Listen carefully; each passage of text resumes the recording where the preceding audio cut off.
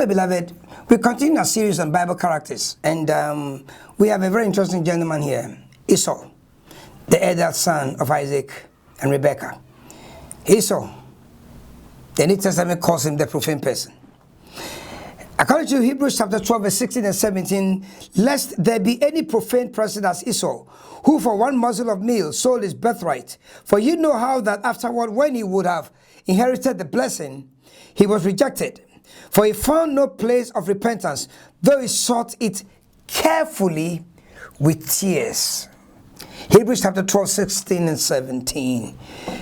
Now, according to the books that teach us the meaning of words, a profane is described as not related to that which is sacred or religious, in other words, secular, or of a person or behavior not respectful of religious practice, in other words, irreverent.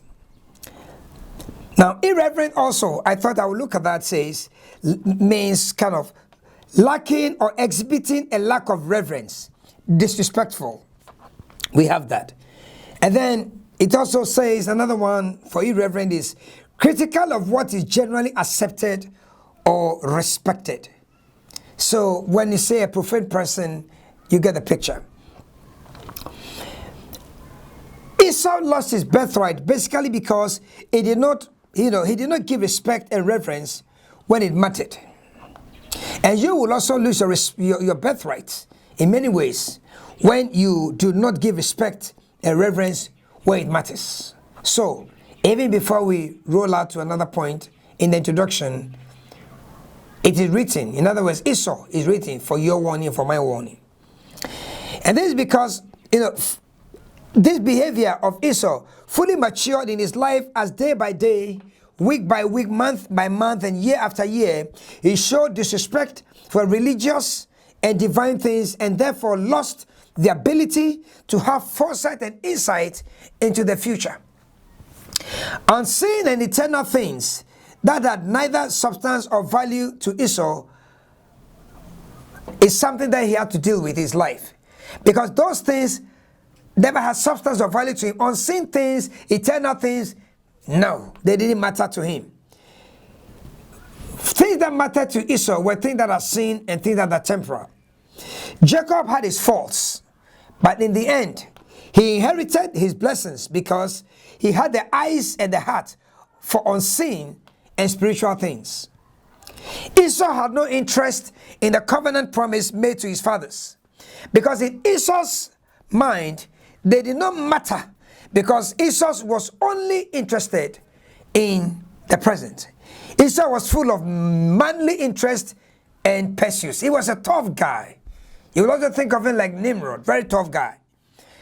Esau was a very proverb and substance and of success in the areas where he, kind of worked. Esau had the eyes of an eagle, and his hands was full of skill, strength, and success.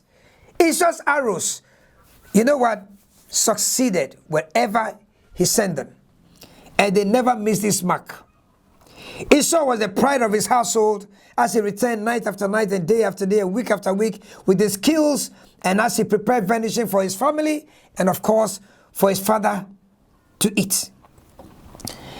It was the success of his meals that sometimes when there was a lack on the mother's side, he would not give to the mother, but he would give directly to the father, and gradually stole the part of the affection that Isaac had for Rebekah, who he loved and who had comforted him after his mother's death. So Esau was a prince of men, but his success eventually got to his head. Some of you are princes with us. You are better than us in every area, in the area of preaching, managing people, but something gets to your head. And when it gets to your head, your sin finds you out. Now, all the time, through the heights of glory and his success, he left the heart and soul of a heathen. All the time, a near animal and a near mortal man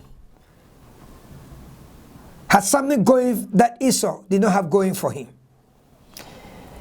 And all the time, a profane person will fail by the grace of God. But to our story. Now, in that simple yet extraordinary style in which Moses, our classes, even Dante himself, Esau and Jacob, we are told by Moses, just in about 6 or 7 verses, Moses tells us a picture that we should pray will never be in our homes. For Moses tells us, and Jacob sought pottage, and Esau came from the field, and he was faint. And Esau said to Jacob, feed me, I pray thee, with that same pottage, for I am faint. And Jacob said, sell me this day thy birthright. And Esau said, behold, I am at the point to die, and what profit shall this birthright do to me? And Jacob said, swear to me this day. And he swore unto him, and he sold his birthright unto Jacob. Then Jacob gave Esau bread and pottage of lentils, and he did eat and drink, and rose up and went his way. Thus Esau despised his birthright. Now, as a kid, young boy, when I read this, I thought Jacob was a bad guy. I felt Jacob was not fair. And I think most of you will, share my thoughts and sentiments on this matter. That if your big brother came to you and had nothing, it was easy to consider him. But this was not the real story. It's a little bit deeper than that. Because the Bible tells us, Esau was a profane person. You see, I firmly believe this was not the first time Esau and Jacob had exchanged words about the birthright. You know why? It is simple. And you all know that. Just think about it. Don't even think for it. Just look at it carefully. No one sells his or a birthright on the spot. Not even the biggest fool or deepest addiction will let anyone do that. He who sells his birthright sells it many times in his heart before finally taking it openly to the marketplace. Several key decisions, behaviors, declarations, affirmations, attestations, and the general lifestyle of Esau regarding his birthright over the years was what empowered and assured Jacob that he could secure the birthright of the firstborn from Esau. It was his lifestyle. He belittled it, he disrespected his birthright, he despised it, he cheapened it to himself, cheapened it to others, and as long as anybody was there to buy it, he had it in the open market. And no man and no woman falls in that fatal way by selling their birthright away without having prepared, their fall for themselves in their hearts. And there is the challenge that Esau leaves us with. And so Esau, more than a lesson, is written for our warning. Sometimes we blame others for seizing opportunities, which even if they don't take, others will assume because there is a birthright for sale on the block. Because everyone who knew, and those who did not even know Esau, all of them knew by his words and his deeds that Esau's birthright was for sale if anyone dared bid for it. And I believe Isaac knew it. I believe Rebekah knew it. And Jacob also knew it. And Jacob had long been eyeing Esau for the perfect opportunity to strike at it. Esau, the son of Isaac and Rebekah, and the grandson of Abraham and Sarah, had nothing of his forefathers and foremothers in him at all. Unless it was the dregs of their remaining, vices.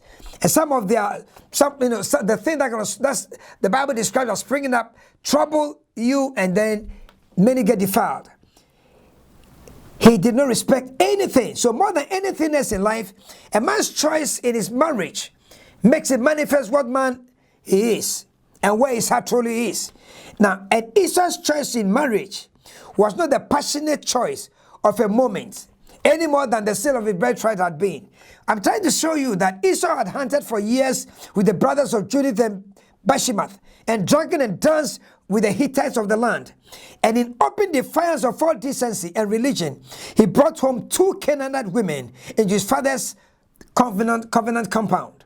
Now all these things happen unto them for examples, and they are written for our admonition, upon the end of the ages shall come. And alas, we see it every day. A child is born and is baptized into a God-fearing house, and yet by some fatality he grows away from home and brings great agony and sorrow to his godly parents. Agonies in a godly home. Rebekah went to inquire of the Lord Isaac's love for Esau because he did eat of his venison, Rebekah's retaliatory love for Jacob, what Esau's increasing profanity, Jacob's increasing subtlety, Esau's defiant Canaanite marriage, and to crown all, Isaac's old age, his blindness, and fast approaching end, set an unhappy house of faith and godliness, a house where Jehovah is king. But you look at the inner details of their lifestyle. And you know what? It is an act of great mercy that God keeps our own future and the future of our families to himself.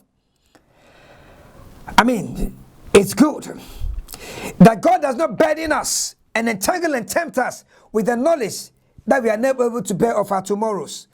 And on the principle that all these things are written for admonition, especially Esau, how shall we be best admonished against the way of Esau? To begin with, we all ought to know the truth. And the beginning of the truth is this, that we are all like Esau in our birth, in our birthright, and in our profane and brutish minds about our birthrights.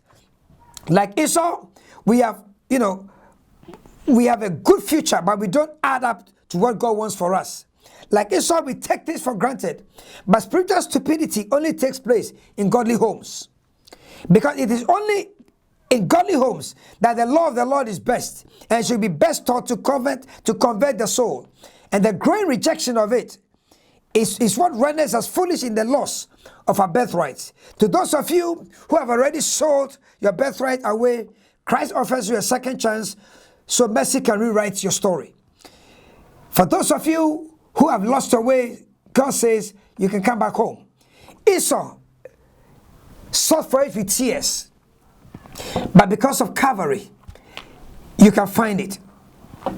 And for you, it may not be a birthright in terms of being the first or last born, but it will be the quality of friend you have with your wife or with your girlfriend or with your boyfriend, with your uncle, with your auntie, with your former partner, a house help, a neighbor who has trusted you with something.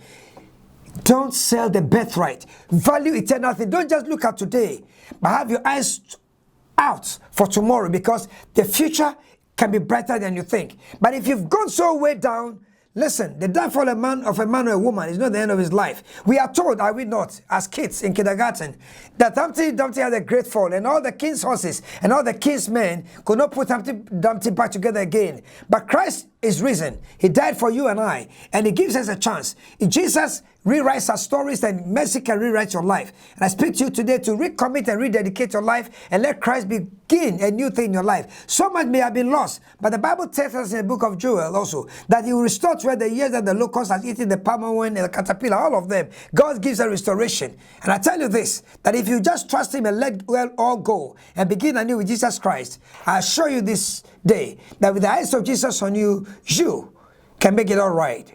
And hey, God bless.